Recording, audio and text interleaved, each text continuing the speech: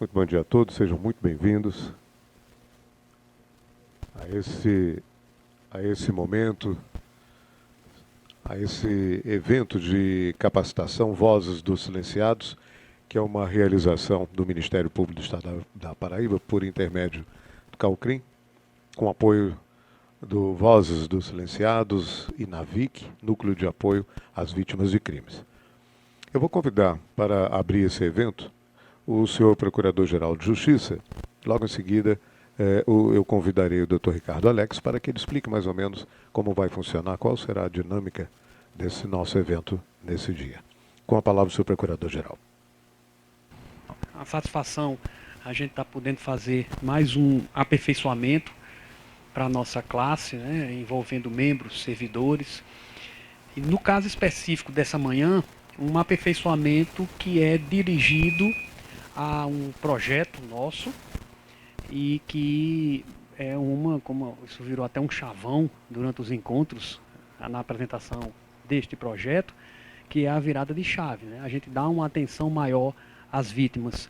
E para a execução desse projeto, que tem como finalidade, né, mudar essa mentalidade, que a gente possa ter um acolhimento maior em relação às vítimas. Então isso precisa também ter uma mudança de cultura. Não era essa, infelizmente, a cultura nossa.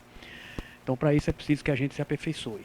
Então esse dia de hoje, além de ser mais um aperfeiçoamento feito pela nossa instituição para todos nós, é um aperfeiçoamento que, como falei, ele tem um algo a mais, porque ele traz uma contribuição para que cada um possa executar melhor essa função, que é uma função de muito tempo nossa, mas que a gente não vinha exercendo. Então, a importância desse dia de hoje, que faz parte do projeto, é algo bastante singular. Como a gente sempre tem dito, nos aperfeiçoamentos feitos pelo CEAF, nós tínhamos conversado isso desde lá do começo da minha primeira gestão, em 2021, nas conversas com o CEAF, de que precisávamos de aperfeiçoamentos que contribuíssem efetivamente para uma melhoria do trabalho no dia a dia.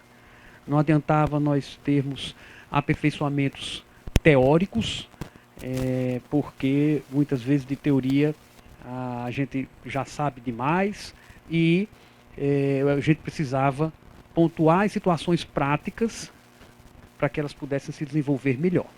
Então a gente traz a teoria para a prática, dá aperfeiçoamento prático para que o membro, o servidor, após o aperfeiçoamento, ele possa sair outro. Ele entre um e saia outro com uma capacidade melhor de resolução dos problemas. Até porque o que mais importa para a gente, muito mais às vezes do que a ação que a gente faz, é o resultado que ela vai trazer.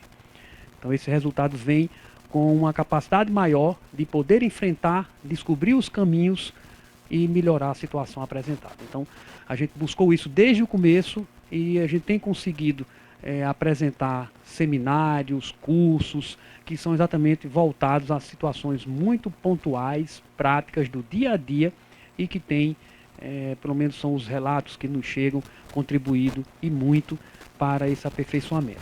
Aqui fica mais uma vez o agradecimento ao Dr. Guilherme, diretor do CEAF, que vem conduzindo de forma brilhante esse nosso órgão auxiliar, porque o CEAF ele tem que ter essa capacidade de se interligar com os demais setores que vão ser vai ser aquela mola propulsora aqui do outro setor que vai demandar o CEAF para a realização de curso. E nisso se encaixam os nossos CAUs.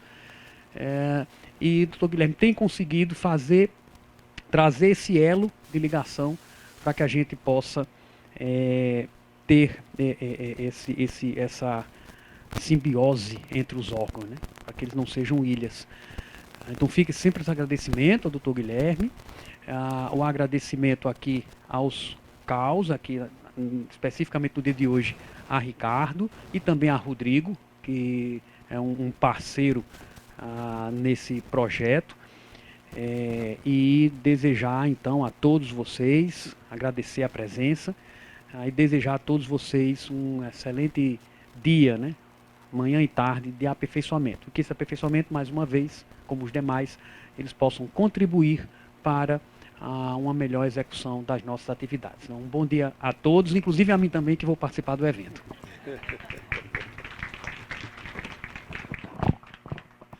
Muito bem, convidamos agora o Dr. Ricardo Alex, coordenador do CAUCRIM, para que ele possa dar uma direção melhor do que será esse evento. Bom dia a todos. Agradeço especialmente ao Dr. Hortêncio pela parceria de sempre, por ratificar todas as iniciativas de todos os centros de apoio e participar junto.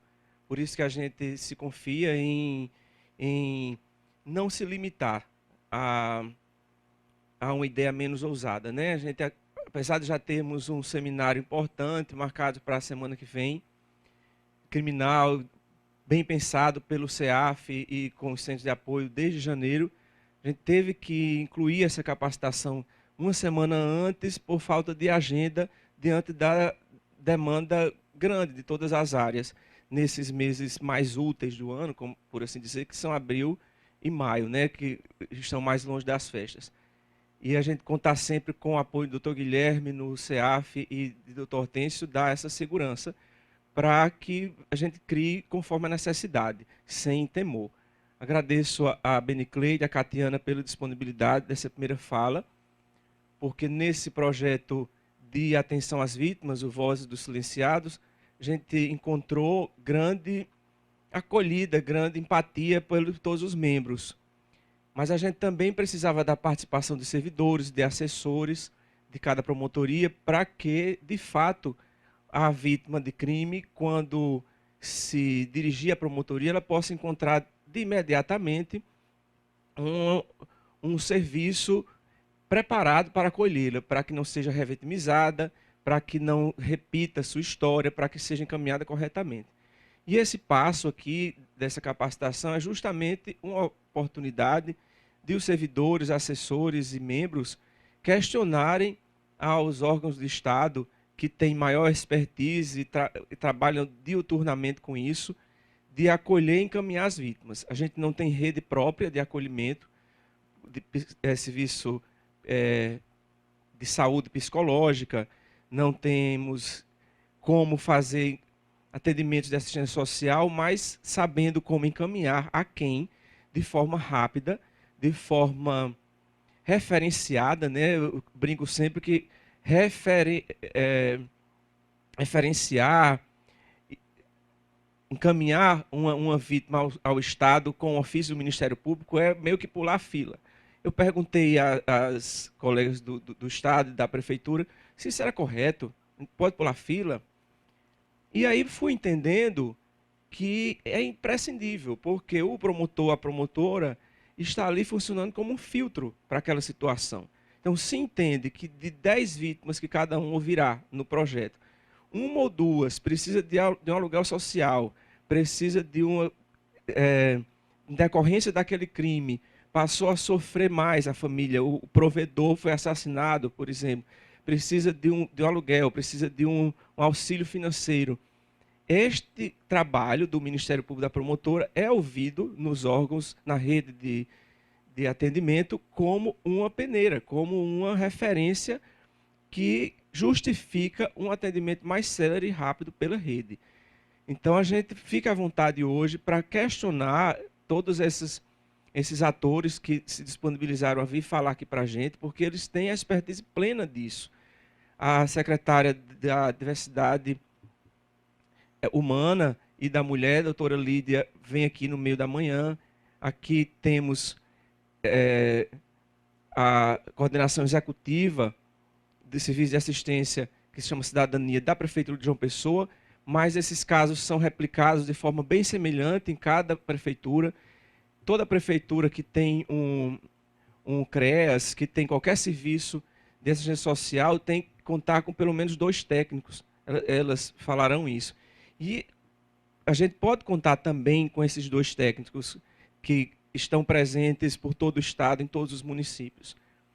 Então, vamos aproveitar para que a gente entenda claramente quais serviços a gente dispõe, quais os contatos dessas pessoas, como encaminhar se for necessário e tentar criar hipóteses, para que no momento do projeto em que as vítimas serão escolhidas, cada um vai escolher dentre as vítimas já presentes nas suas denúncias, nos seus inquéritos ou processos, e os membros designados excepcionalmente devem procurar a assessoria do colega titular daquela promotoria criminal para colher sugestões de que as vítimas convidar, sugestões de número de ação penal para que acesse e veja detalhadamente do que se trata o crime. Então, já sabendo como acolher as vítimas, quais as peculiaridades de cada tipo de vítima e quais os serviços que estarão disponíveis, a gente já pode direcionar essa busca ativa, essa escolha das vítimas para aquelas que a gente entenda que demandam maior atenção pelo Ministério Público. E aquelas a quem a gente poderá oferecer algo que faça alguma diferença na vida delas. Então, é um momento excepcional, necessário, e os colegas que não estão aqui e aderiram ao projeto, que são 87 membros. Assim, a gente ficou muito feliz entendendo que houve realmente uma resposta positiva de uma maciço número da classe, né, já que somos 220, contando com procuradores e com muitos membros sem atribuição criminal. Então, 87 demonstra uma adesão maciça da classe nesse tema. Assistirão a essa mesma gravação, ouvirão as suas perguntas feitas. É importante que faça a pergunta no microfone para que os colegas que assistirão à capacitação de forma virtual possam entender e que as suas perguntas eventualmente possam corresponder às dúvidas que cada um terá em casa nas próximas 2 semanas, quando acessar a gravação. Eu peço também para que o colega que grave também se atente a gravar os slides, para que quem vir em casa possa entender o resumo de cada coisa. Aproveito para avisar também que os cartazes e os folders que fazem parte da etapa seguinte do projeto, que para serem encaminhados ao juízo correspondente a cada promotoria, a delegacia que a gente indicou no PGA, e seja fixado na promotoria, na sede da promotoria, não saiam em algum momento, ou pela manhã ou à tarde, sem receber com Márcia ali atrás e assinar a lista. Cada um leva 2 ou 3 cartazes. Sendo promotores de João Pessoa de Campina Grande, não precisa fixar na promotoria, porque já estará lá fixado. É uma só. Se for com marca promotoria cumulativa em cidade com um só promotor, você leva 3. E mais uns 10 folders para ficar lá por amostragem. Mas no cartaz, o QR Code já direciona para a cartilha que diz os direitos das vítimas e para o vídeo que será encaminhado a cada vítima que vocês convidarem para as entrevistas. Então, recebe ali o cartaz com Márcia. Hoje, se o membro que aderiu não estiver aqui hoje e você for assessor ou servidor daquela promotoria vinculada àquele membro, você também por favor, leve o cartaz e já assina a lista, já fica resolvido, porque é algo que a gente não tem como enviar, fora essa situação de presença de hoje e da próxima semana, que muitos também estarão aqui. Então, agradeço mais uma vez a disponibilidade de cada um, que a gente aproveite da melhor forma esse dia. Obrigado.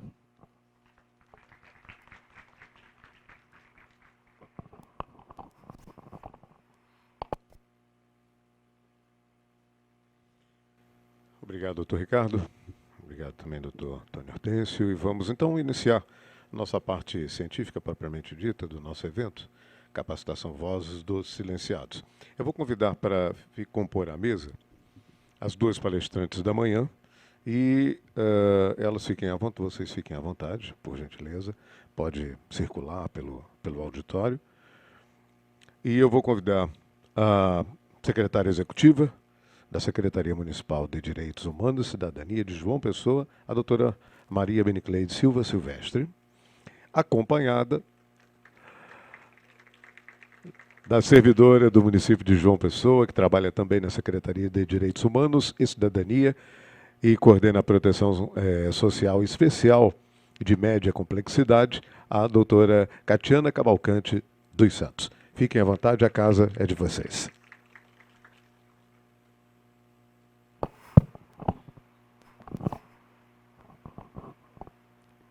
Bom dia a todos e todas.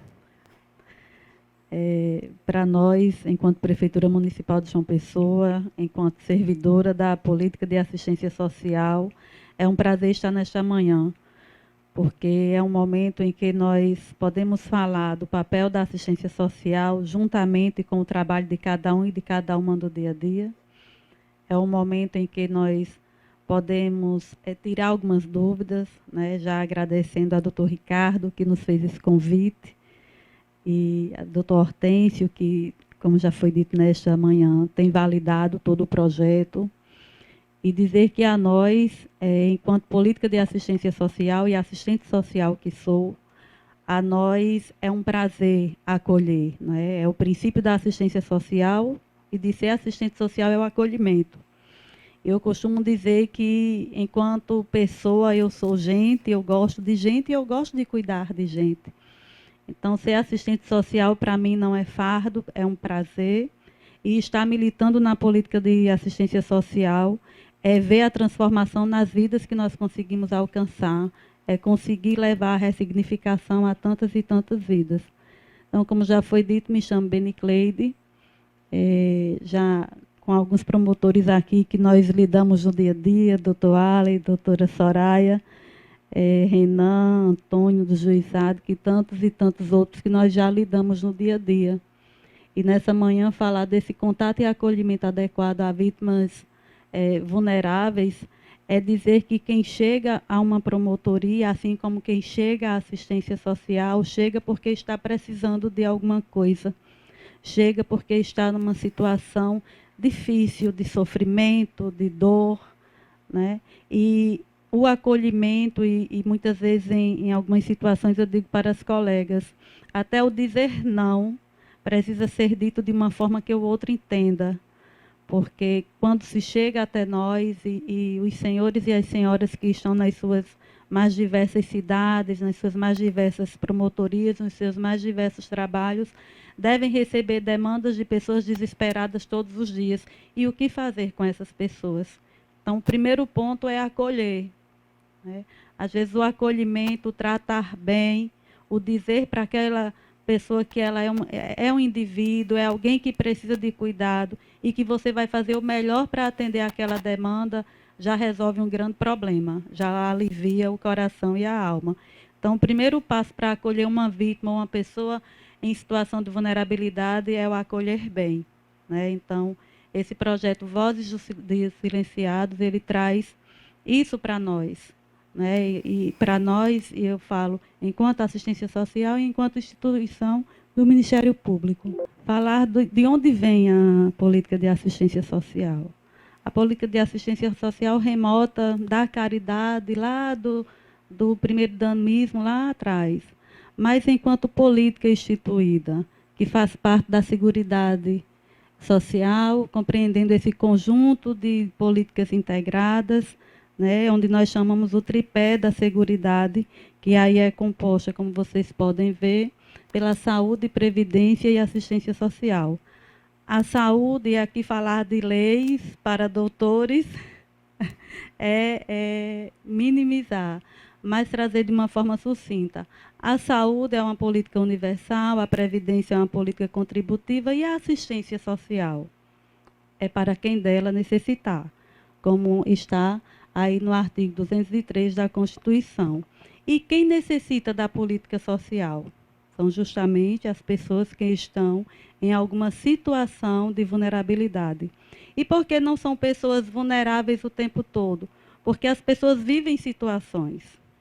Quem está numa situação de vulnerabilidade hoje, amanhã vai ter seu reordenamento de vida, amanhã, popularmente falando, vai dar a volta por cima, vai conseguir se manter, se emancipar daquela situação e já vai conseguir ajudar outras pessoas em situação de vulnerabilidade, né?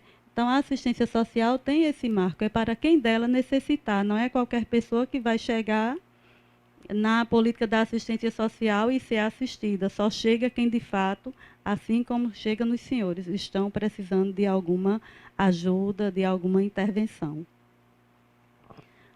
Nós temos alguns marcos legais da política da assistência social, iniciando em 93, com a regulamentação da profissão e a Lei Orgânica de Assistência Social. E aí, se alguém já leu, muito bom. Quem não leu, nós recomendamos para que esse dia a dia, acompanhando as vítimas e sabendo os encaminhamentos que podem ser feitos, possam ser, de fato, colocados em prática e possamos ver o resultado desse projeto. Então, nós temos a Política Nacional de Assistência Social a partir de 2004, e a partir daí algumas normativas foram sendo levadas para que a profissão seja executada da melhor forma, que é a NOBSUAS RH, a tipificação do SUAS, e a lei que altera sobre a organização da assistência social, que essa é mais nova, em 2011. Então, NOBSUAS, o que é isso? NOBSUAS é onde regula toda a execução da política, onde traz o quantitativo de profissionais necessários. A tipificação é onde fala de cada serviço. O que é um CRAS? O que é um CREAS? Alguém já ouviu falar em CRAS? Alguém já ouviu falar em CRAS? Tirando o doutor Alec. Então, CRAS, CREAS, Centro-Dia, Centro-Pop, são equipamentos do SUAS e que nós trabalhamos muitas e muitas vezes, diretamente com o Ministério Público, atendendo as pessoas que chegam nos nossos serviços, encaminhados pelo Ministério Público muitas vezes. Então, todos esses serviços e programas estão dentro dessas normativas, dentro dessas tipificações. E a política de assistência social nos municípios, elas não trabalham do jeito que querem. Nós seguimos essas normativas.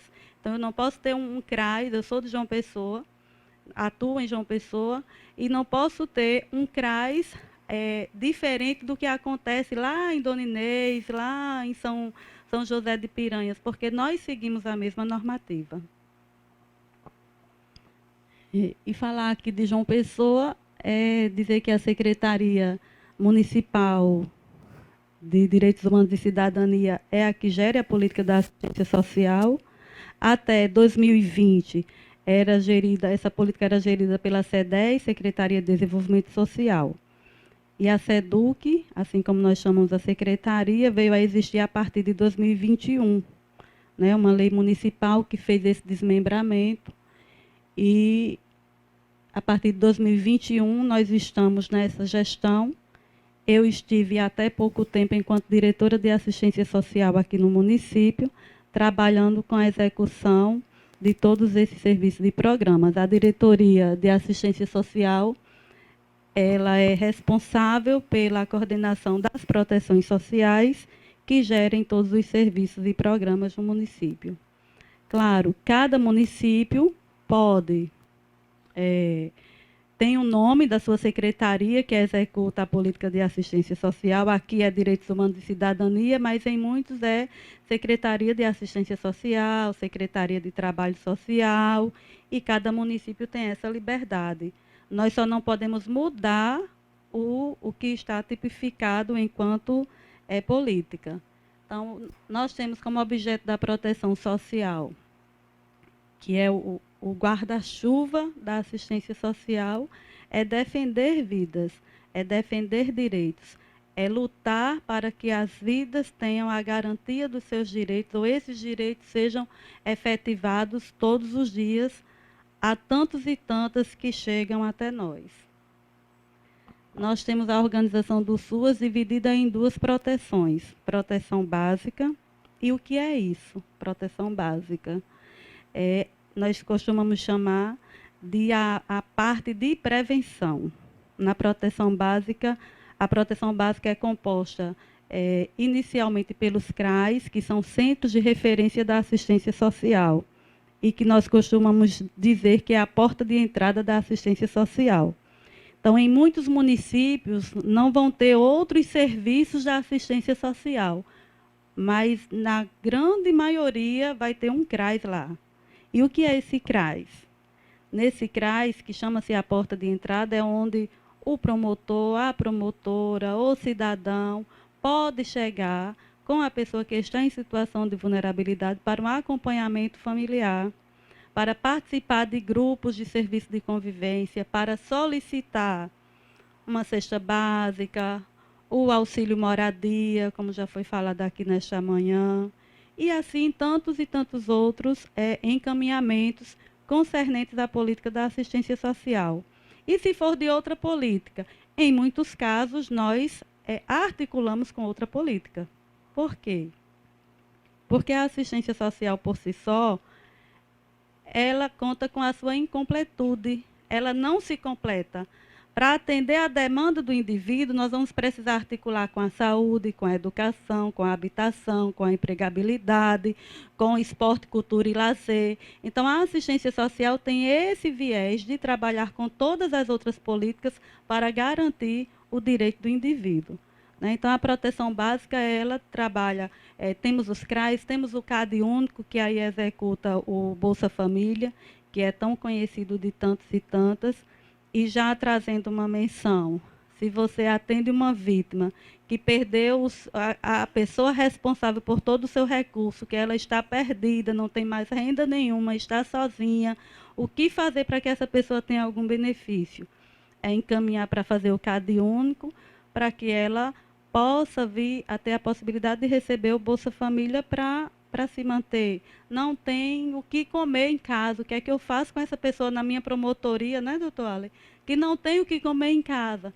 Vou articular com o CRAS do seu território para que ela possa solicitar uma cesta básica. Então, a proteção social básica trabalha nesse viés de benefícios, de prevenção, para que não chegue às violações de direito que aí já estão compostas na proteção social especial, que aqui nós dividimos em média complexidade e alta complexidade.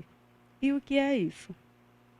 Média complexidade trabalha quando tem algum tipo já de violação de direito através dos CREAS, que são Centros de Referência Especializada da Assistência Social. Atendemos todas as vítimas de violação de direitos, da criança ao idoso, e atendemos os adolescentes que cometem algum ato infracional. Então, trabalhamos com a medida socioeducativa em meio aberto, de prestação de serviço continuada e liberdade assistida, e as vítimas de violação de direito nos CREAS. A proteção de média complexidade também atende as pessoas em situação de rua, através dos centros POPs, programa de abordagem social, atendemos pessoas com deficiência. Essa é a configuração aqui em João Pessoa, né? E temos a proteção social especial de alta complexidade, que aí estão todos os acolhimentos, da criança ao idoso também. É aquela vítima que já sofreu as violências terríveis da criança, que sofre abuso e que teve o rompimento do vínculo familiar. E aí precisa ir para um acolhimento. Né, doutora Soraya, que também tem nos acompanhado aí, e agora também doutor Ale. E aí nós temos os acolhimentos institucionais, onde na assistência social nós fazemos os encaminhamentos necessários, acolhemos essa vítima também, vítima da vulnerabilidade, vítima do sofrimento, vítima da drogadição, vítima e vítima. E nós acolhemos e procuramos ali garantir os seus direitos para esse reordenamento de vida. Pronto. Aqui em João Pessoa nós temos uma gestão plena de assistência social. Gestão plena de assistência social quer dizer que nós temos todos os serviços da assistência social no município. Temos até alguns que não estão tipificados. A exemplo da guarda subsidiada, né? A exemplo do Disque Denúncia Municipal, que não estão dentro da grade de serviços federais, mas nós temos no município como tipificados também aqui trabalhando.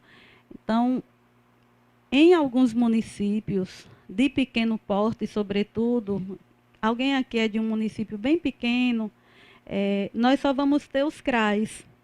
Mas esse CRAS será o responsável para abarcar as demandas que vierem, né? Seja dessa vítima que está precisando de um auxílio moradia, de um auxílio aluguel, como queira chamar, seja de uma vítima que precisa ter uma interface com outra política e ali no CRAS vai poder ser feita essa mediação, seja por uma vítima que precisa ser acompanhada no seu território. O CRAS vai abarcar quando não houver CREAS, quando não houver os outros serviços. Então, aqui em João Pessoa, nós temos todos. Temos assessores de trabalho, o CAD Único, o Programa Primeira Infância, que é um Criança Feliz, que são visitadores que visitam famílias em situação de vulnerabilidade para o acompanhamento das crianças de 0 a 3 anos. E assim, eu estou falando um pouco mais rápido, porque o doutor Ricardo disse, vamos dar, né, para contemplar todo o material. Então, são diversos. Nós temos 14 CRAs dentro do município de João Pessoa, 4 CREAS. Temos o Centro-Dia para pessoa com deficiência, que o Ministério Público também demanda para esses serviços. Centro de Inclusão para pessoa com deficiência, que é uma gestão que também trabalha com laudo do autismo, que é uma demanda que tem crescido bastante, o acompanhamento das famílias. Então, nós temos todos os serviços de média complexidade, 4 CRAs. Temos, já falei aqui alguns, Centro Pop, que atende pessoas em situação de rua, e alta complexidade, que são todos os acolhimentos institucionais, e também o acolhimento familiar, né, dentro da alta complexidade, que é onde nós tanto procuramos divulgar, tanto procuramos levar o crescimento, para levar as nossas crianças e adolescentes o direito à convivência no âmbito familiar e não só no institucional. Então, nós temos todos esses serviços. Hoje, aqui em João Pessoa, nós contamos com 43 serviços e programas. Temos um bom leque para atender. Ainda não é suficiente, porque, infelizmente, o contexto social e as questões sociais se agravam muito. Mas, assim como a assistência social, nós queremos, de fato, ver a cada dia que todas as instituições acolham, cuidem de quem chegar, né? Porque é muito importante. Nós, em 2021, só um parêntese rápido, em 2020 eu fui convidada para implantar o serviço social aqui na Câmara Municipal de João Pessoa.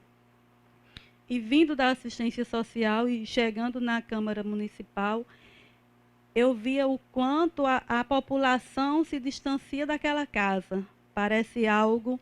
E o meu sonho era levar o adolescente que está lá cumprindo medida socioeducativa no CREAS, levar para lá, para ter o projeto de vereador Mirim. E lá tem uma escola maravilhosa, tinha museu, e eu só ficava pensando nas minhas crianças, nos meus adolescentes ocupando aquele espaço, e o que seria de transformador na vida dele. Então, muitas vezes, também é assim conosco, né? As pessoas acham que o Ministério Público fica lá e eu sou apenas um ser humano comum. Como chegar diante de um promotor e dizer que preciso de ajuda e me sentir acolhida? Né? Eu vejo aqui Renan, que junto com o doutor Ivete lá, nós fazemos muitos trabalhos juntos, trabalhamos na comunidade do BAI juntos, e isso gerou em nós um vínculo de aproximação muito forte. E como era importante quando o Renan chegava para conversar com um cidadão comum que não tinha acesso e via as portas abertas. Então, essa é a diferença no acolher. Parabenizo a instituição do Ministério Público por essa iniciativa a nível nacional, por esse projeto. Nós precisamos, sim, ser voz daqueles que estão silenciados pelo sofrimento, silenciados pelas frustrações da vida, silenciados porque não sabem a quem pedir socorro. Então, nós precisamos levar essa voz de socorro, e aqui a assistência social está à disposição. Vou passar para a minha colega Catiana, que vai dar a continuidade. Então, também sou assistente social de formação, estou com o Benicleide desde 2021 na gestão municipal, passei pela gestão estadual, coordenando também a média complexidade do Estado. E antes de eu entrar num outro aspecto da nossa fala hoje, eu vou só acrescentar na fala de Benicleide para ficar bem forte, bem sedimentado, porque quando a gente fala para pares, para assistentes sociais, para pessoas que estão no meio da assistência social, a coisa soa mais clara. Quando a gente fala para um público que não faz parte desse universo, como da assistência social, fica muita informação e, às vezes, a gente não passa despercebido por alguns aspectos. Como o Benicleide falou da organização do SUAS, é muito importante que todos nós saiamos daqui compreendendo que lá na nossa cidade pode haver, como ela disse, somente o CRAS. E que, portanto, aquela equipe de CRAS, que pode ser, por vezes, ainda reduzida, ela precise atender, acompanhar situações que, na grande maioria das vezes, vão estar aqui na média complexidade, porque são violações de direitos. É um abuso, é uma exploração sexual, é o trabalho infantil, é a violação contra a pessoa idosa, a violação contra a pessoa com deficiência. Então, muitas das vezes, aquele profissional de CRAS, de um município de pequeno porte, ele vai precisar se qualificar para também atender a essa demanda. E essa demanda de acolhimento. Muitas das vezes o município de pequeno porte não tem uma casa de acolhida e vai recorrer ou um serviço regionalizado pelo Estado ou um município vizinho. Então exige desse profissional uma articulação, uma compreensão da política como um todo. Então, aos promotores, né, representando aqui os seus municípios, é olhar para essa demanda que chega à sua porta e entender que território ela está. Que se for um território de pequeno porte 1, o promotor também, a promotora também, vai precisar entender que esse serviço CRAS, porta de entrada da assistência social, precisa dar conta dessas situações de violações também. Não é só a vulnerabilidade no território de CRAS, não é só o benefício de uma cesta básica, de um auxílio aluguel. É também essa situação de violação de direitos.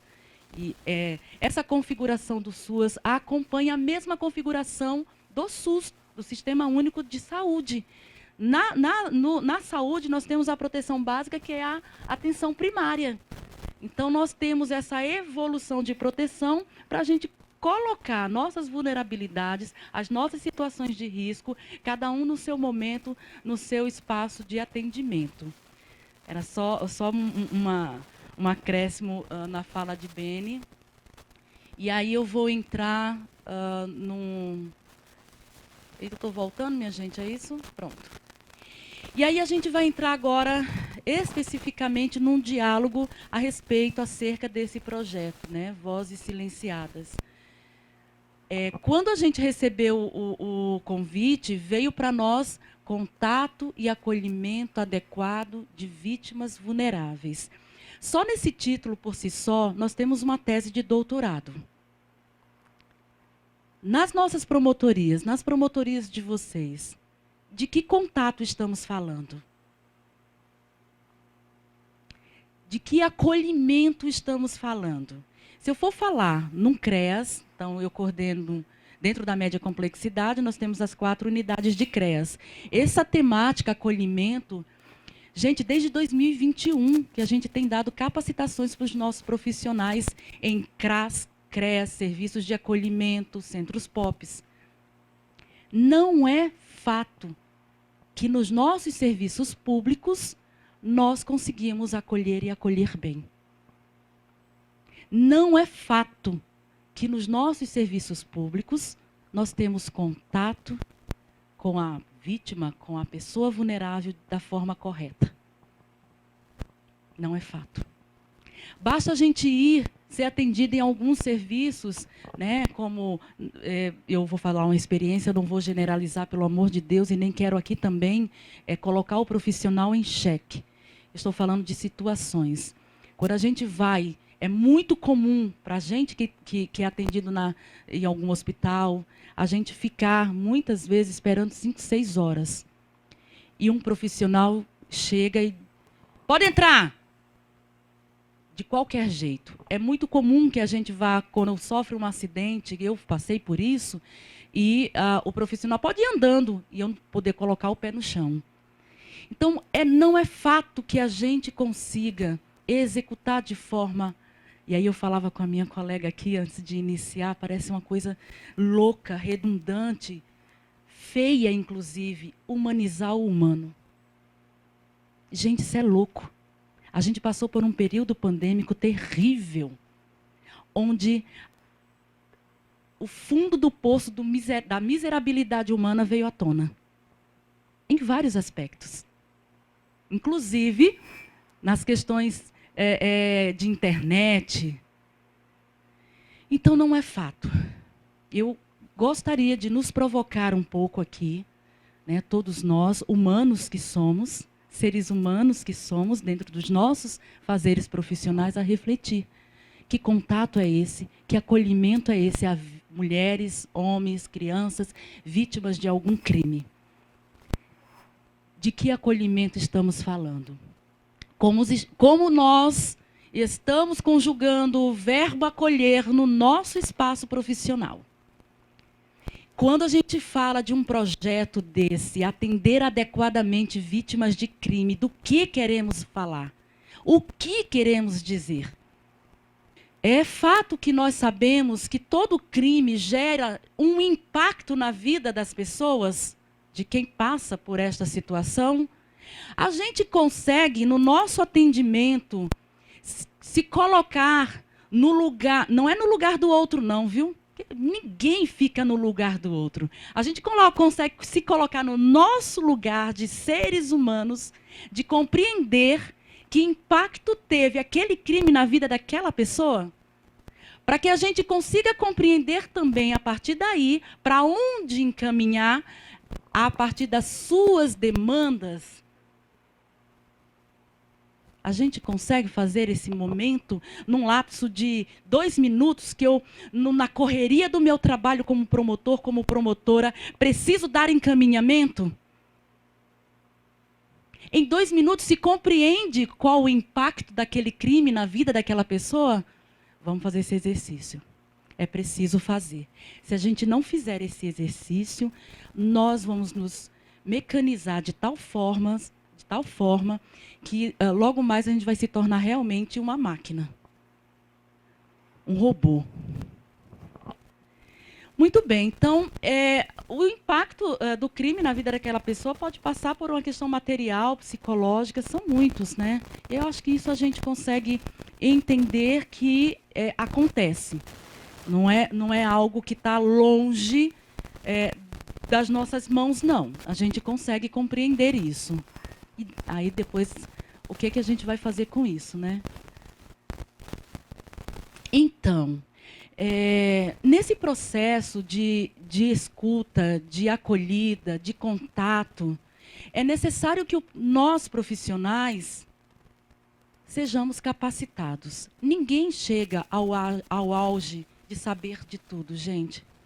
Por mais que estudemos, por mais que a gente engula livros e livros, a gente não consegue. Então, se capacitar deveria ser um ato constante e contínuo na nossa vida profissional, seja ela qual for. Eu sou assistente social, desde 2002 eu estou na assistência social, desde 2009 como formação, né, graduação em serviço social. E a gente não para de estudar, porque todos os dias chega um desafio novo para nós na assistência social. E é muito complicado isso, porque a gente faz todo um caminho para que o outro compreenda, para que o outro lado profissional entenda que caminho é esse que a gente está trilhando da assistência social, desta política de assistência social, que, como o Benicleide falou, não é completa por si só. A gente se completa com as outras políticas. Então, a gente precisa se capacitar todos os dias. Uma questão nessa capacitação, eu trouxe aqui essas frases para a gente realmente refletir. É provocante isso para nós. Comunicação violenta. Não violenta. A gente consegue, no nosso exercício profissional, trabalhar dessa forma não violenta? Como é que nós, promotores, eu digo nós, olha, até parece, falar para doutores, gente, eu estou tremendo aqui, é complicado. É difícil, doutor Allen, doutora Soraya ali, estão tudo de butuca na gente. É complicado, mas eu preciso que a gente saia daqui com essa provocação. A gente consegue fazer um atendimento eliminando essa comunicação violenta? Bora, meu filho, fale logo. Tá na hora, viu? Pronto, é isso, é isso. Tá, vá-se embora, vá. Só pode sair. A gente consegue não se comunicar dessa forma? Esses dias, gente, eu estava no WhatsApp da vida aí, recebi um vídeo de um juiz que ele estava numa audiência de uma aposentadoria. Eu acho que alguém já deve ter visto, um senhor. E ele puxava assunto. Mas o senhor esqueceu de se aposentar, seu José. Pois é, eu esqueci. Mas, seu José, olha, você trabalhou quanto tempo? Então, aquele diálogo humanizado me chamou tanta atenção. Eu não estou dizendo aqui para a gente agora chegar e ficar batendo papo e tomar cafezinho. Não, não. Eu acho que a gente precisa se rever, sim. A gente precisa rever a nossa comunidade. E eu falo por mim, viu, gente? Estou me colocando nessa questão. Esses dias eu estava refletindo em casa, caramba, passei por uma pandemia extremamente difícil, perdi pessoas queridas, né? Por que eu vou atender mal aquele que chega na minha frente, que está precisando, necessitando de um encaminhamento? Então a gente se capacita, e queremos se capacitar, nos capacitar todos os dias e se capacitar bem, para que a gente não pratique essa comunicação violenta. E eu trouxe essa frase aqui, gente, essas frases eu tirei de um projeto similar a este, do Rio de Janeiro, do Ministério Público do Rio de Janeiro. Fantástico. Tem uma preocupação grande que nós temos que sair daqui com ela, que é a credibilidade do próprio Ministério Público, dos nossos promotores. A gente precisa zelar por isso. A vítima de crime, ou a vítima de violação de direitos, por exemplo, quando ela chega num CREAS para ser atendida, a gente precisa entender que essa pessoa vai voltar para continuar o atendimento, não porque é só necessário, mas porque ela se sentiu acolhida, se sentiu bem tratada naquele processo de trabalho, com aquele processo de trabalho daquela equipe.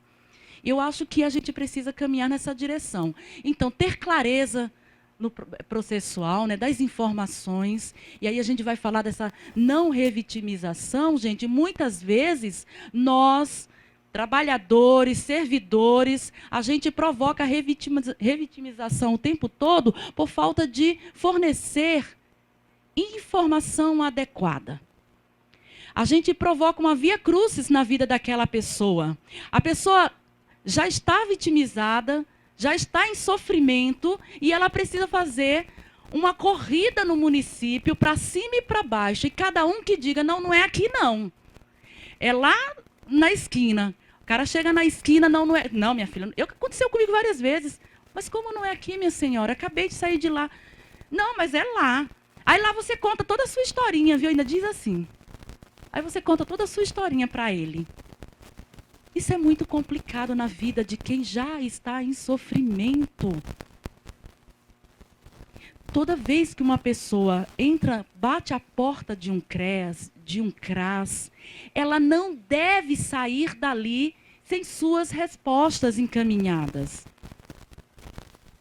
Toda vez que uma criança ela é violentada e ela precisa, ou uma criança, um adolescente, ou uma mulher, e ela precisa repetir sua história 3, 4, 5 vezes. Isso é uma violação institucional de tamanha grandeza, tanto quanto a violência que ela já passou, que ele já passou.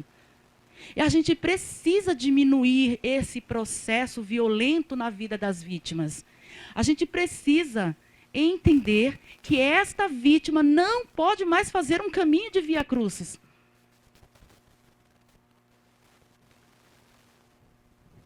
Para isso, a informação precisa chegar bem. Para isso, o processo precisa ter celeridade. Para isso, nós, profissionais, servidores, precisamos ter capacidade suficiente de compreender o que vamos ofertar. Como vamos ofertar. Me coloco aqui na condição de que trabalha na assistência social, nós instituímos no município um plano de capacitação continuada para os nossos servidores, gente, desde 2021. Benicleide e a equipe, antes ela era diretora da assistência, hoje nossa secretária executiva, e a gente trabalhou juntas nesse processo para o município de João Pessoa, porque a gente entendeu que os nossos profissionais, eles estavam perdendo o contato disso aqui, olha. Manda para o CRAS tal. Não, não é do CREAS. Não, não é da... Gente, isso é muito doloroso, gente. E eu estou falando no lugar de fala. É muito triste a gente ficar sendo jogada para cima e para baixo, sem resposta, com as lágrimas caindo. Quantas vezes eu presenciei e vivenciei isso nas ruas? A gente para, às vezes, nas esquinas e fica, meu Deus, eu não vou mais. Eu não quero ir mais. Eu não sei aonde ir. Porque as pessoas ficam jogando para um e para outro. E esse processo precisa ter fim, de revitimização. Então, a nossa atuação precisa trabalhar para melhorar a qualidade de vida daquela vítima. Não é para piorar, é para melhorar, né, para que o cidadão encontre, de fato, respostas, né, na situação vivida, na situação que está sendo vivenciada por ele, por ela. Essa vítima, como eu estava falando, ela percorre um caminho. A depender da situação, ela vai ter contato com diversos servidores, com diversos profissionais. Vocês compreendem? A gente consegue compreender que eu que passei por um processo terrível na minha vida, um crime que me deixou... Alguém falou aqui, mataram meu marido, eu não tenho o que fazer, não consigo gerir minha própria família. Aí eu tenho que abrir um BO na delegacia. Gente, eu presenciei uma mulher sendo maltratada dentro de uma delegacia e ela estava com a cabeça aberta, sangrando, em Santa Rita. Em Santa Rita, todo o processo criminal que foi aberto, o homem foi acusado de lesão leve. Essa mulher perdeu o movimento todo o movimento do lado esquerdo. A cabeça dela recebeu 52 pontos. Ele abriu a cabeça dela com um martelo. Com um martelo. Nós atendemos essa mulher lá. Na época eu trabalhava em Santa Rita, 2 anos, o processo rolou 2 anos. Essa mulher tendo que contar a sua história 2 anos. Isso é muito triste para quem passa por essa situação vulnerável. Aí a pessoa vai para a saúde, tem que falar com advogados, com defensores, muitas vezes de ambas as partes. E aí a revitimização, né? E muitas vezes esse processo ele é doloroso a cada caixinha dessa. Porque lá na polícia ele já foi mal atendido. Quando chega na saúde de urgência ou emergência, muitas vezes espera um tantão para ser atendido. Aí quando vai falar com... Não, aí eu não estou generalizando de fato e nem me interpretem, pelo amor de Deus, mal, senão eu perco meu emprego amanhã e eu não estou podendo. Aí chega numa promotoria e pode ser que não seja bem recebido, e é isso que a gente não quer, de forma nenhuma. Aí vai chegar para um outro servidor. Então é uma via crucis que não tem fim, gente. E a gente precisa eliminar esse processo de dor. Algo precisa ser feito. E se algo que for feito começar por mim, que seja por mim. Que eu seja aquela a atender bem, a acolher bem. E eu repito, não estou pedindo para a gente estar servindo cafezinho e nem água, não. Mas se precisar, é para servir. Eu falo para as coordenações de CREAS, o mínimo, quando alguém bate na porta de um CREAS, é dizer, seja bem-vindo, pode entrar, viu? Gostaria de falar com quem? Eu quero falar com a psicóloga. Aceita um café, aceita uma água, o mínimo, o mínimo. Então, esse processo precisa realmente... Esse percurso de atendimentos pode gerar uma nova vivência do evento traumático. Ela repete um novo trauma, o que é pior, acrescentar mais trauma em cima do trauma. A gente precisa acabar com essa história. Então, acho que é um pouco isso, né? A revitimização, mais uma vez, é uma frase, deve ser prevenida e devem ser implantados meios de ação, gente, olha, que abrevie o percurso da vítima. Em alguns estados está sendo implantados projetos, né? E esses projetos com um RH, com pessoas capacitadas. Projetos de cuidado a vítimas de crimes. Quisera nós que nós tivéssemos, viu, doutores que têm o poder da caneta, um projeto aqui, de fato, com uma sede, com uma equipe de profissionais qualificados, né, onde a gente possa fazer grupos de diálogo, grupos de apoio às vítimas. Seria um sonho aqui para João Pessoa e um ganho muito grande, inclusive. Muito bem. Eu estou já finalizando, depois de todo esse diálogo que eu gostaria de provocar na gente, em nós, da não revitimização, do processo de acolhida, ou de acolhimento, desse contato, é preciso compreender que, após a fala de Benicleide, desenhando um pouco para vocês a assistência social, e como ela bem disse, nós não podemos ter um equipamento da forma que a gente quer, porque nós temos normativas, né? Eu quero dizer a vocês que nós temos em todo o Brasil um movimento, digamos assim, entre o sistema de justiça, os órgãos do sistema de justiça e assistência social. Existem protocolos, existem notas técnicas, existem muitos documentos que norteiam essa relação. E a assistência social tem uma relação com o sistema de justiça, com os órgãos do sistema de justiça muito íntima. São quase casados, viu? Talvez o padre ainda não iniciou essa cerimônia, mas nós somos quase casados. Por quê? Doutor Allen, em média, a promotoria dele, em média, viu? Por mês, encaminha para os CREAS, em média, uns 300 casos.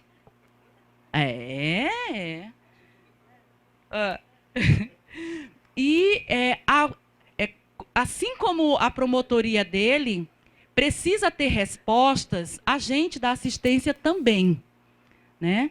Mas há uma relação institucional a ser devidamente colocada nos seus lugares. Por quê? Nós temos orientações. Essa nota técnica de 2016, ela é uma das primeiras que vai surgir para orientar a ação do profissional dentro da assistência social na relação com o sistema de justiça. Eu trouxe só uma pincelada, o artigo 21. Essa nota ela é maravilhosa, gente. Aliás, é quem mais nos norteia, e quando eu vou falar sobre isso com os CREAS, é ela que eu utilizo, e quando a gente vai fazer algumas respostas ao Ministério Público, também é ela que eu utilizo, é uma das que eu utilizo. Por quê? Porque não é fato que os promotores de justiça compreendam o papel do trabalhador do SUAS. E está tudo bem, porque vocês não estudaram o SUAS, está tudo certo, não tem problema nenhum. Nós do SUAS estamos aqui para contribuir nesse processo, assim como a gente aprende de todos os promotores nesse processo de audiências, de diálogo, enfim. O item 21 dessa nota técnica, ela vai trazer o que é de prerrogativa nossa e o que não pode ser. Porque senão vai ferir intimamente o nosso fazer profissional enquanto trabalhadores do SUAS. Como assistente social, eu tenho um código de ética. Eu tenho um conselho de classe que fiscaliza a minha ação. O psicólogo também. O advogado tem a OAB. Os 3 profissionais da assistência social, equipe de referência, são essas categorias. O advogado, o assistente social e o psicólogo, ok? Os 3 respondem diante dos seus conselhos de classe. Se uma técnica de CREAS for obrigada a realizar uma perícia, ela pode sofrer uma sanção aí. E isso precisa ser compreendido. Esses dias eu recebi de uma promotoria para que o CREAS vá fazer uma fiscalização numa escola de futebol. Porque estavam, lá nessa escola, a denúncia era que estava pegando o dinheiro da escola e empregando em outras. Outra que chegou de uma outra promotoria para a gente ir num edifício residencial fiscalizar como é o nome tem os condôminos e tem o síndico. Fiscalizar o síndico. Isso é muito grave para nós. A gente não pode atuar dessa forma. Oitivas para fins judiciais, produção de prova de acusação. Esses dias, uma colega nossa, uma coordenadora de CREAS, foi intimada e veio no ofício, gente. Isso, para nós, é um pouco complicado, deixa a gente triste. Intima-se, convoca-se, sob pena de receber um processo administrativo. Quando eu trabalhava no Estado, a coordenadora do CREAS de Alagoinha veio no ofício dizendo que ela teria, se ela não obedecesse, teria que pagar R$100 por dia do não cumprimento. E isso é gravoso para nós, no nosso fazer profissional. Por isso que muitas vezes a gente tem que estar trazendo um pouco essa matéria. Essa resolução, que já é mais recente, ela também vai falar sobre essa relação do sistema de justiça com o SUAS, com os trabalhadores do SUAS. São resoluções, são documentos importantes para a gente não ferir a natureza do serviço, o caráter. Agora, nessa relação que tem sido extremamente salutar no município de João Pessoa, muitas das vezes a gente ultrapassa alguns limites pela urgência, pela emergência, pelo caráter da vítima, da pessoa que necessita desse atendimento emergencial de urgência e a vida acima de tudo, minha gente. Não é assim também, eu não estou dizendo aqui que não vamos atender. Não, a gente faz a justificativa, a gente faz o diálogo, mas há da gente ter esse cuidado. As equipes de referências do SUAS devem ter autonomia na escolha do processo de trabalho social a ser desenvolvido com as famílias e indivíduos, dos instrumentos técnicos operativos. Esses instrumentos a gente vai desde da escuta qualificada, da escuta individual, à visita domiciliar, à visita institucional. Nós, trabalhadores do SUAS, temos prerrogativas, nós temos liberdade de executar o nosso trabalho a partir da necessidade que a demanda exige dentro das nossas normativas, de forma adequada. Uma outra questão que o artigo dessa resolução 18, me parece que é sobre o relatório. Gente, nós precisamos respeitar o sigilo profissional. Esses dias, uma colega nossa, de um CREAS, foi convocada a falar sobre o seu atendimento individual referente a uma situação. A gente precisa respeitar esses limites, assim como os nossos relatórios, que também guardam sigilos. Não se chega dentro de um serviço onde tem uma escuta qualificada de psicólogo, de assistente social, de advogado, se pega o prontuário para ler. Nós passamos por várias situações no nosso dia a dia, assim como vocês, eu acredito. Esses dias também teve um servidor público dentro de um CREAS. Me mostra onde ficam os prontuários. A coordenadora, muito gentilmente, mostrou onde ficam os prontuários. Ele abriu o prontuário e disse, quero ler tudo. Não é assim. Há de se ter um respeito. Vocês concordam com isso? A gente precisa preservar isso porque são vidas, né? São situações de violações que muitas vezes aquela vítima relata a nós pedindo o socorro e muitas vezes é o último socorro que ela pede. Então nós temos esse respeito ao sigilo, respeito ao... O nosso relatório, ele não pode servir como peça de intimidação, de exposição dos nossos atendimentos. Não podemos dizer que é comum a gente mandar um relatório para alguma instituição, né, expondo certos detalhes do atendimento e esse relatório ser publicizado. Isso nós não podemos aceitar nem entender como uma prática comum e normal nos nossos serviços. E em linhas gerais, os nossos relatórios eles são emitidos como parte, né, de um acompanhamento, de um processo dentro de uma promotoria, né? Esses dias eu estava fazendo uma resposta ao doutor Arlindo, à promotoria do doutor Allen. Então, a gente tem que organizar as informações de forma respeitosa e responsável. Eu acho que é um pouco isso, viu, gente? Alguém quer fazer alguma pergunta? Alguma acréscimo? Acho que eu e Beni aqui, presente. De antemão, eu já peço desculpas a alguma coisa que a gente possa ter dito e não ter encaixado bem. Mas eu sempre falo, quando a gente conversa sobre essas questões, retirem o que não for legal, pode jogar no lixo e guardem o que for importante. Então, a humanização é um processo simples e, ao mesmo tempo, bastante complexo, já que envolve mudanças comportamentais. Assim, a importância da comunicação entre os profissionais é de extrema importância para um cuidado humanizado. Que sejamos humanos de verdade, todos os dias, sempre, né? No nosso espaço profissional, dentro da nossa casa, para os nossos filhos e filhas, marido, esposas, companheiros, companheiras. Assim como a gente precisa ser também para a vítima de toda e qualquer violência, violação ou crime. Eu acho que encerra aí.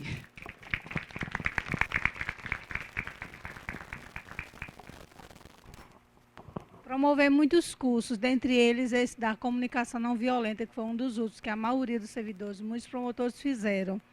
Então, o caminho é bem assertivo, vocês trouxeram muitas contribuições, a gente fica muito feliz em ouvir tanta coisa. E a gente saber que está, pelo menos, caminhando por lugares meio que certos. Claro que há muitas coisas a consertar, a melhorar. E o projeto Vozes, né, darmos voz aos silenciados, ele é de uma grandiosidade. Parabéns ao gestor, parabéns aos promotores que aderiram. E nós, servidores que estamos aqui, uma pequena parcela, mas estamos também para aprender e para olhar, para dizer que essa casa é uma casa que também acolhe, é uma casa que sempre a Adriana Morim diz assim, é a última porta que a pessoa bate. Ela vem para aqui pedir o socorro, então a gente nunca pode fechá-la. A gente aprende muito isso no MP. Então, muito obrigada e parabéns a vocês duas.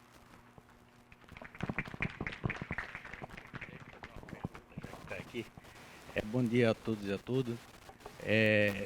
Foi colocado aí que a gestão plena tem cerca de 43 serviços de atendimento, né?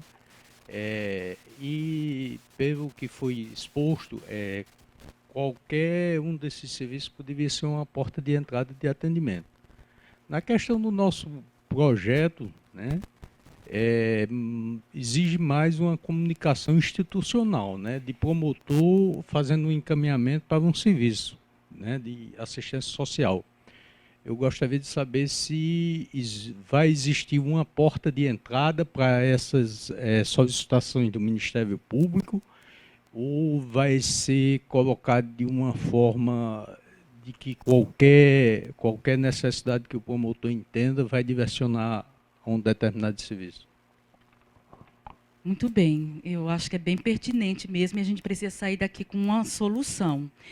Todos os serviços socioassistenciais, e Beni Cleide também pode falar, todos os nossos serviços, para todas as demandas existe um fluxo, ok? Nós, no município, nós temos fluxos sendo discutidos, inclusive, por exemplo, sobre o trabalho infantil, para consolidar isso para toda a rede de proteção do município. Nós temos 2 serviços que são cruciais para os nossos promotores compreender a natureza desses 2 serviços para entender o que encaminhar para eles. Um é o CRAS, na proteção básica, que é o serviço de referência, né, da assistência social, como o Benicleide falou, é porta de entrada da assistência social para bens, serviços, programas socioassistenciais, por exemplo, Bolsa Família. Qual situação que aquela vítima está na sua frente ali e que necessita de um encaminhamento para o CRAS, né? De repente, essa vítima desse crime ficou absolutamente sem chão. E, exemplo, seu marido foi assassinado, ela não tem Bolsa Família, agora o aluguel vai ser difícil pagar. Então, dentro do CRAS, porta de entrada ali, sendo atendida, essa vítima pode ser encaminhada, né, para fazer o CAD único, para receber o Bolsa Família, né? Pode ter o auxílio aluguel, em alguns municípios, auxílio moradia, dá-se o nome que for, uma cesta básica. Então, nesse momento de vulnerabilidade inicial, essa vítima pode ser encaminhada para um CRAS. Quando acontece um crime na vida dessa pessoa, pode ser que ali estejam instaladas algumas violações de direito. Pode acontecer de ter algumas violações de direito a partir da escuta atenta, acolhedora que se faz. E aí a referência vai ser o CREAS. Mas, num primeiro momento, o serviço mais adequado a ter esse atendimento primário é o CRAS. No município de João Pessoa, nós temos 14 CRAS. E aí compreender aonde está essa família para que ela seja direcionada para o CRAS do seu território o mais próximo possível. Benin? Eu queria só compartilhar com vocês uma preocupação que eu tenho em relação ao atendimento das vítimas, sobretudo as vítimas de crimes sexuais, né, crianças e adolescentes. O Benicleide está aqui, que a gente sabe disso também. É a preocupação do atendimento na delegacia.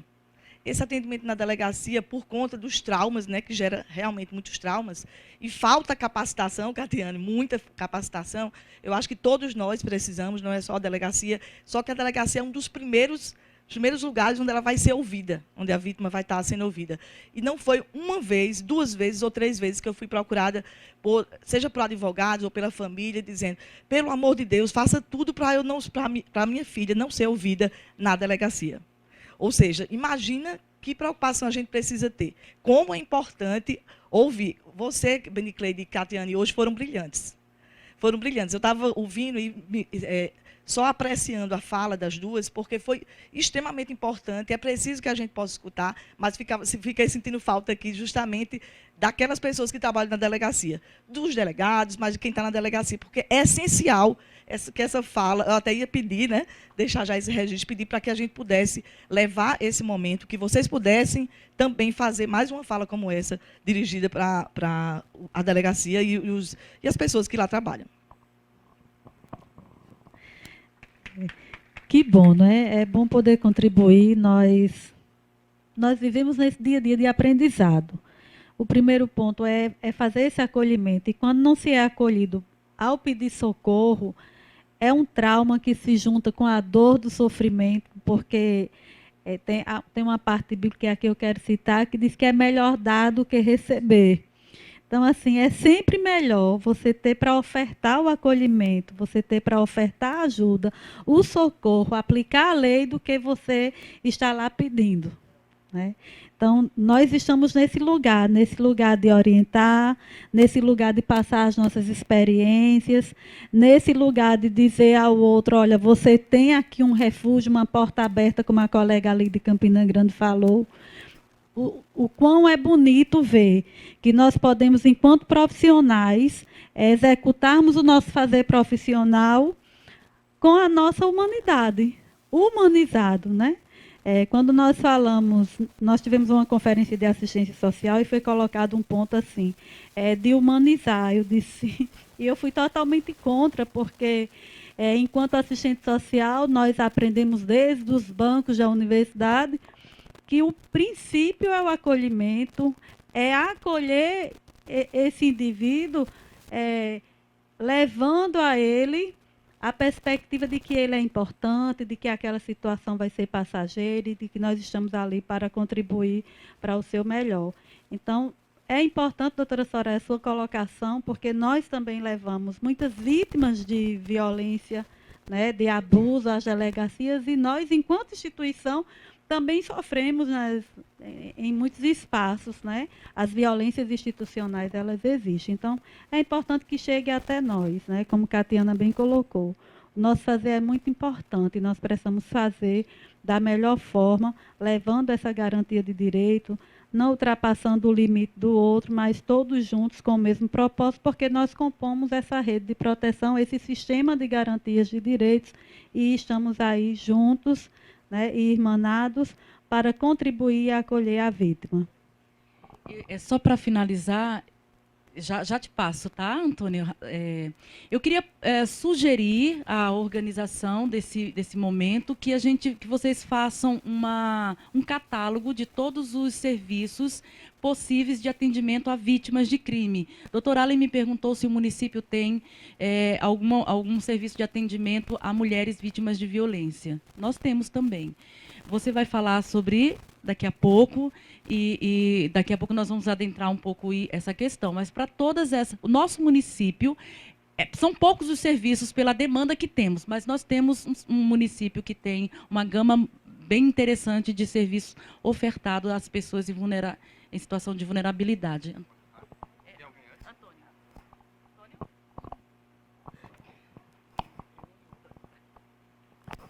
Bom dia, gente. Meu nome é Antônio Barbosa, eu sou psicólogo da 2ª Vara da Infância e da Juventude e trabalho em várias políticas, né? Da minha história vem desde a FEBEM, né? Ultimamente também estou trabalhando com a questão da política que envolve a violência contra a mulher, acabei de fazer uma formação em facilitador de grupos reflexivos, né? E sou facilitador de prática restaurativa, terapia comunitária, mas o meu foco sempre foi estar na ponta, né? Minha história, né? E parabenizar essa excelente iniciativa, a fala das colegas, né? E uma reflexão, né? Essa questão do processo de desumanização que a gente vem vivendo em todos os âmbitos, né? Mundial, local, estadual, municipal, federal, e como superarmos, né, isso, né? Considerando, por exemplo, eu trabalho muito no sistema socioeducativo, né? E aí a gente fala que precisa capacitar o agente socioeducativo, as pessoas que estão na ponta, na polícia, precisam capacitar o policial. As nossas estruturas são desumanizantes para todos nós. É um efeito dominó, de cima para baixo, de baixo para cima. E nós reproduzimos, consciente ou inconscientemente, né, violações de direitos, inclusive entre nós. E a gente precisa, né, né, há todo um processo de subjetivação que nos faz assim. Ao mesmo tempo, somos opressores e oprimidos, naquela perspectiva de Paulo Freire, e outras, né, dentro da psicologia, a gente vai, que o pessoal aqui deve conhecer Foucault, com certeza, e ele traz essa perspectiva, né? Então, que paradigma nós estamos vivendo enquanto instituição, enquanto Estado, enquanto sociedade?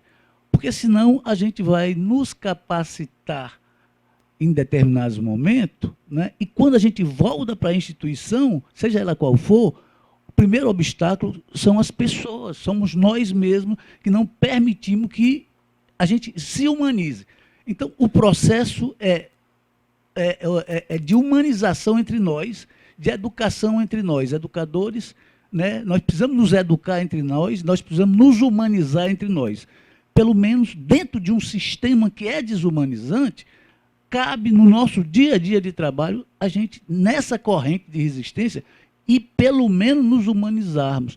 Pelo menos. Eu fiz um trabalho de prática restaurativa dentro de uma instituição que o problema inicial é que nem o bom dia se dava para as pessoas. Nós não damos. Então, precisamos estar atentos a essa reprodução que nós fazemos e não nos percebemos fazendo, reproduzindo violências. Obrigado.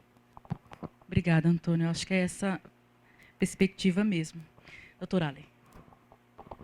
Bom, primeiramente eu quero parabenizar a Benicleide, Tatiane, pela excelente fala. São pessoas que quase todas as semanas, por vários dias, estão lá conosco. E apenas uma colocação, sabe, Cassimiro? Eu vi até uma pergunta ali de Cassimiro, não vou fazer uma pergunta, só esse registro, parabenizar e colocar algo que pode ser útil para os colegas que estão participando desse projeto e parabenizo os seus idealizadores e gestores. Às vezes, o que é mais importante, eu acredito, que busca, está na essência do projeto, é o acolhimento. Que aquela vítima se sinta acolhida. Este é o principal objetivo nosso. E, durante esse acolhimento, que se dá de diversas formas, até primeiramente por saber falar e o saber ouvir.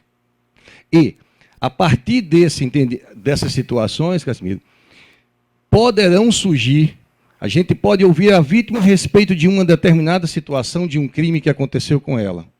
E a partir disso, dessa escuta, desse momento ali de ouvir, descobrirmos que, para além daquela situação de um crime, existem outras situações de vulnerabilidade sociais daquela pessoa ou da família dela. E aí vai ter a diferenciação do encaminhamento, ora para o CRAS, ora para o CREAS, a depender se os vínculos aí já estão fragilizados de tão forma ou rompidos, que vai acontecer o encaminhamento. Então, às vezes, eu posso ouvir uma pessoa de um crime, o vítima de um crime, e a partir daquela situação a gente descobriu que o caso é muito pior, sob o ponto de vista da vulnerabilidade. É o que encontramos, não raramente, em vários procedimentos, que a gente vai analisar, às vezes, uma questão de uma infrequência escolar.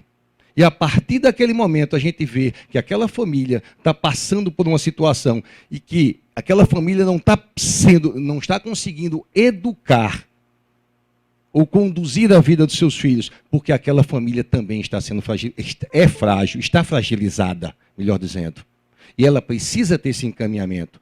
Por isso é fundamental, e esse trabalho interligado. Aqui a gente vai ter, como bem programado, vai ter a parte da assistência social, vai ter a parte da saúde, e é importante que esses órgãos, esses serviços, eles estejam interligados, porque às vezes o problema perpassará de uma situação da assistência social para a saúde e para a educação. É só isso, e parabenizar pela fala, e que continuamos juntos aqui nesse processo para dignificar aí o resgate da dignidade humana. Obrigado. Pronto, então, só reforçando, nos municípios que não tiverem, né, os demais serviços e programas de assistência social, mas pelo menos o CRAS vai estar presente, doutores. Então, escutem, acolham, né, as equipes de assessoria dos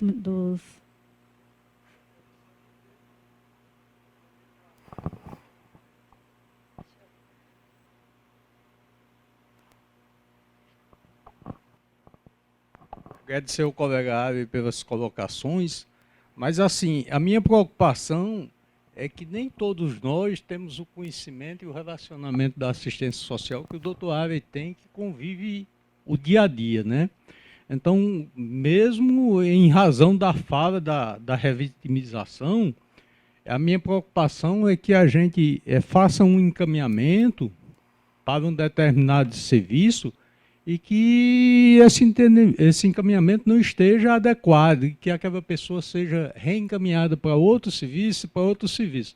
A gente passa muito isso, pegando aí a fala de Soraya, das delegacias. A gente requisita uma providência, uma delegacia, o delegado diz, não é comigo não, é com a outra DD. Aí a gente requisita outro, diz, agora é com o superintendente, né? E fica jogando, né? Então, essa é a definição e a indagação que eu coloquei, no sentido de que, se era possível fazer, ter um setor específico para o Ministério Público fazer as solicitações, e esse setor da assistência social fazer os encaminhamentos, porque o Ministério Público não executa política pública, política de assistência social. Ele fomenta, tenta fazer com que se concretize. É nesse sentido, se a gente poderia criar um setor de triagem para as solicitações do Ministério Público, especificamente nesse projeto. Então, é muito importante a fala, mas, assim dizer, nós falamos em nome da assistência social. Eu vou descendo para nós. Doutor e os demais, nós falamos em nome da assistência social. Então, não tem como a assistência social criar uma central para receber essas demandas e fazer os encaminhamentos. Enquanto política de assistência social, nós temos como porta de entrada para essas necessidades os CRAs, né, onde não houver. Em João Pessoa, nós temos uma situação, vamos dizer assim, privilegiada. É a capital, nós temos todos os serviços da assistência social, graças a Deus, nós temos um excelente relacionamento com todos os promotores, temos esse diálogo, fazemos os encaminhamentos necessários, mas não é a realidade de muitos municípios, como o senhor bem colocou, porque muitas vezes só tem o CRAS. Então, a porta de entrada do Ministério Público, quando se tratar de uma demanda social, vai encaminhar para o CRAS. Né? E aí fica, de fato, para reflexão, como Catiana bem trouxe. Não seria o caso de se pensar num projeto, como tantos outros que já existem, de haver uma equipe... uma equipe social dentro da própria instituição do MP para fazer essas triagens. Nós temos as equipes, né, de assessoria, de analistas que trabalham com os promotores. Dentro dessas equipes tem uma equipe que faça esses encaminhamentos em todas as promotorias. É para a gente refletir. É um projeto lindo, Vozes de Silenciados, é um projeto que, assim como tantos outros, é em constante construção, porque a nossa realidade é mutável, as demandas elas chegam todos os dias de formas diferentes, cada uma com sua realidade. Então, é algo novo e, quando se é novo, a gente vai construindo. Então, eu acredito que esse pontapé do projeto, desses momentos de formação, são momentos para refletir o que pode fortalecer, o que pode melhorar, o que pode implantar e o que pode inovar em prol de atender cada vez melhor a vítima que chega, né, e que necessita dos encaminhamentos. Então, mas, como regra da assistência social, se não houver outro equipamento, se não houver o CREAS, se não houver um centro para pessoa com deficiência, um centro POP, vai haver um CRAS. E havendo o CRAS, é para lá que a demanda social vai chegar e de lá vão ser encaminhados para os demais equipamentos.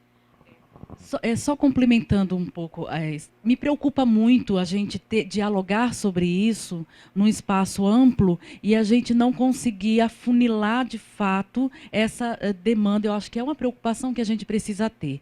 Se a gente criar aqui, abrir precedentes, a gente não vai conseguir ter na assistência social serviço da assistência social suficiente para acolher, abarcar essas demandas. Essas demandas, em regras gerais, vão sempre chegar na assistência. Vão. Em algum momento, elas chegam na assistência. O que a gente não pode sair daqui é com a ideia de que só a assistência social vai abarcar toda essa demanda. Gente, vocês não têm noção que tudo que não conseguem resolver lá, mandam para a assistência. Nós não podemos correr o risco da assistência social, e aí eu não estou falando só desse público aqui, não, pelo amor de Deus, a assistência social se tornar um depósito. A gente precisa ligeiramente discutir de forma bastante ampla sobre essa questão. Primeiro que a gestão pública, e aí eu falo com muita tranquilidade, me desculpe minha secretária, nós, gestão pública, precisamos qualificar mais os nossos serviços. Ampliar os nossos serviços. Nós sabemos disso, ponto. Doutor Allen, melhor do que nós, luta por isso também.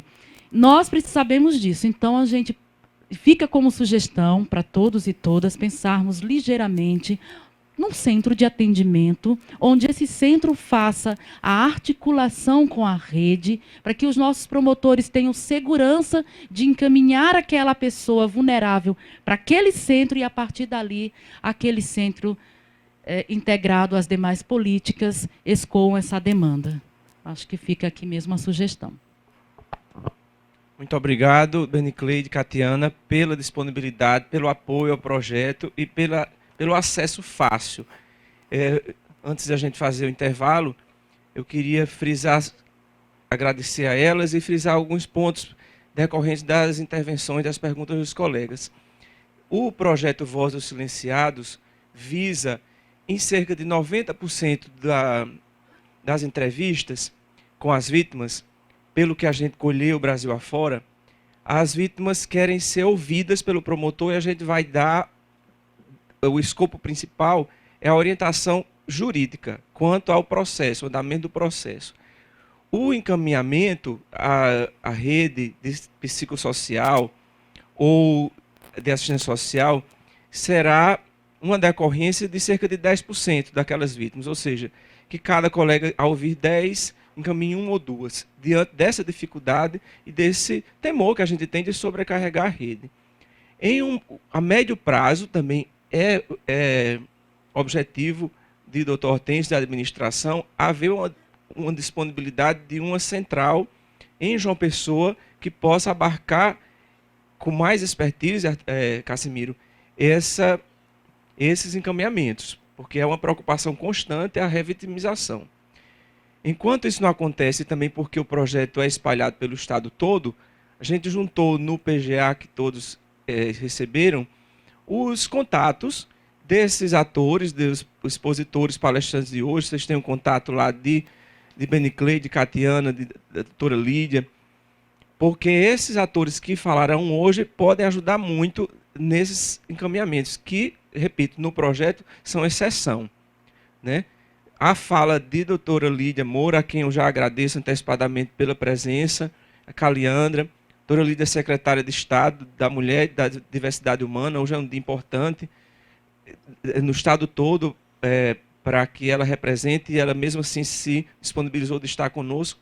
A fala dela será no outro enfoque, e mais outra que a gente terá à tarde, é como acolher, como conversar com a vítima. Esse primeiro momento foi a respeito do encaminhamento, o primeiro momento da tarde é sobre encaminhamento à rede de saúde, psicológica no caso, e esses outros dois é como conversar com vítimas de matizes diferentes, com vítimas que são mais vulneráveis dentre as vulneráveis, além de pertencerem a grupos com mais dificuldade na sociedade, ainda foram vítimas de crime, né?